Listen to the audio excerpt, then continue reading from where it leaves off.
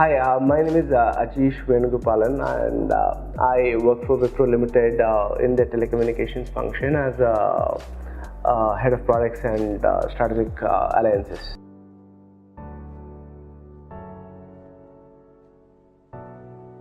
See, I've been associated with ISBR for about 7 years now. I've always been a patron of ISBR. I've had a lot of students whom I've hired from ISBR directly, and they have reported to me. They've worked under me. Been able to place a lot of students elsewhere. So I'm extremely amazed by the kind of energy that Manish and his entire team has been living up to. He's not just talking, but he's actually living every moment in the same level of energy. That's a good experience.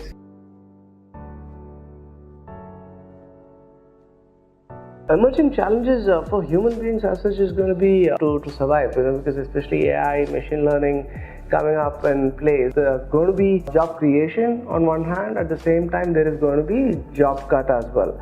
Now what I really mean by that is you got to look at new ways or new avenues of jobs. For example, think about data science, think about data analysis, think about jobs that a robot may not be able to do. Think a lot in lines of creativity, think in lot in terms of customer experience, think in terms of psychology, think in terms of emotions.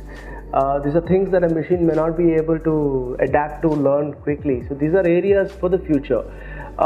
Just for your reference, refer to World Economic Forum's Future of Jobs report. A recent one was February 2018, I believe. So refer to that report. You might get a lot more insight into it. There's a lot of scope for improvement.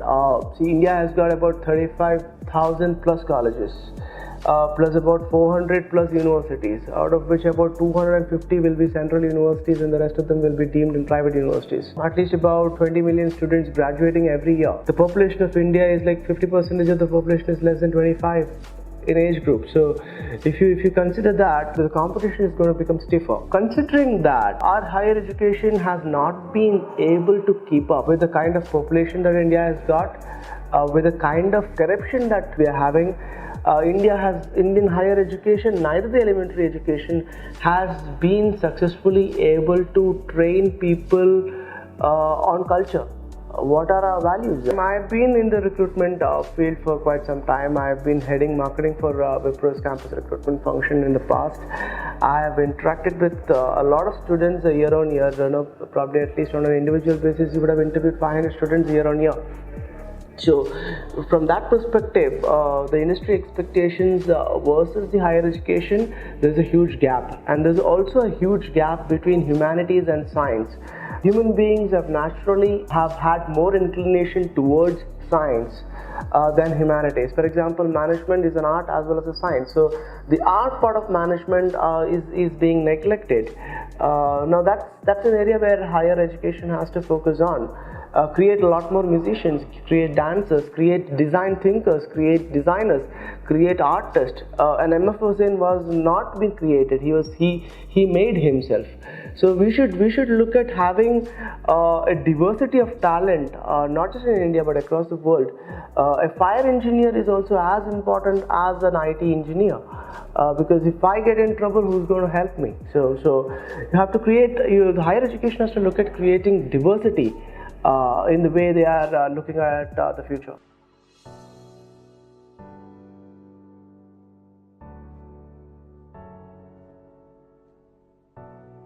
Okay, so see, I'm whatever I am because of my teachers. Let me recollect a very funny incident. I was in my 9th standard when I started practicing public speaking. Even now I don't know whether to look at the camera or to look at you and speak. But see, but there was a teacher called, and she's still there. Her name is Sri Jyoti. We used to call her Sri Jyoti Miss.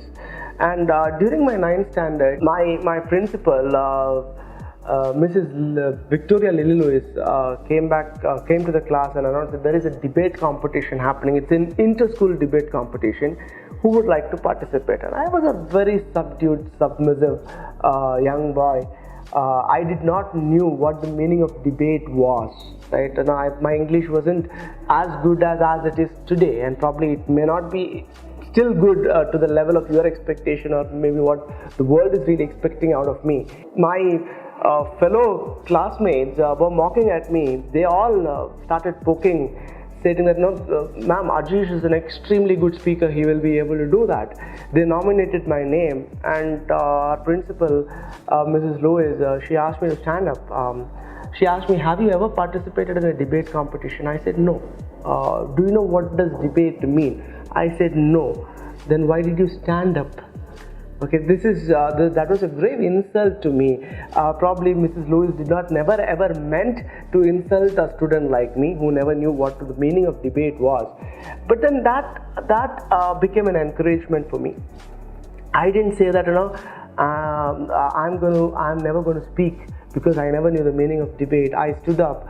I said, ma'am, I don't know the meaning of what debate is, but how does it matter?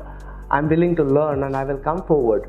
She didn't give me that particular opportunity, but there was an intra-school competition which happened, where Srijyoti Miss basically encouraged me to go do my first ever speech in life. So I had prepared an A4 sheet paper of speech. I had mugged it up, by hearted it. I went there, third standards, and I was literally in tears. My knees were trembling, my legs were shivering. I ran off the stage. But then I didn't stop there at all. No, that was in my 9th. In my 11th, I moved forward. I got the 3rd prize for the inter-school debate competition in Cochin. So that is an example. So leadership is all about learning. It's not just about you take the feedback in the right sense, but don't get knocked down, blocked down by what other people have to talk about you. There will be hurdles which you have to overcome.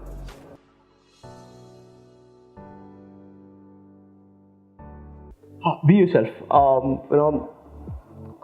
First and foremost thing is, more than the academician students, I would like to give the message to the teachers, because I think that's what is more relevant. So let me answer your question in that context. I think the primary objective of a teacher is to create individual thinkers, right? A teacher's job is not to help them score 99 on 100 or 100 on 100. A teacher's job is to create independent thinkers.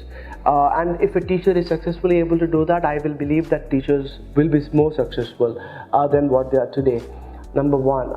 Number two, a good teacher is a teacher who never lets the hand of a weak student. She will always hold the hand of a weak student, help that student become the leader, and that's the power of a teacher.